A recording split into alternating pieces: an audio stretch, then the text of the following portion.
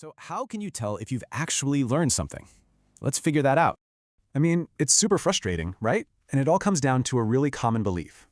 We tend to think that if learning feels easy and comfortable, well, we must be getting it. That feeling of ease, we take it as proof that the knowledge is totally locked in. But here's the catch. This belief, while it makes sense, is actually pretty misleading. It's called fluency, that smooth feeling of knowing, but it's not the same as actually knowing. This is where we mix up recognizing something with truly possessing that knowledge. They're totally different. See, the illusion works because our notes and guides are kind of doing half the thinking for us. But what happens when all that support just vanishes?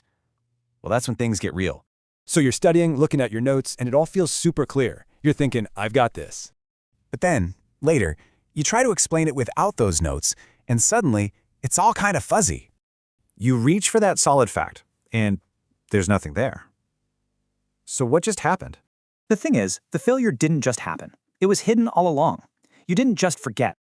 You just shifted from a simple recognition task to a full-on reconstruction task, a different game.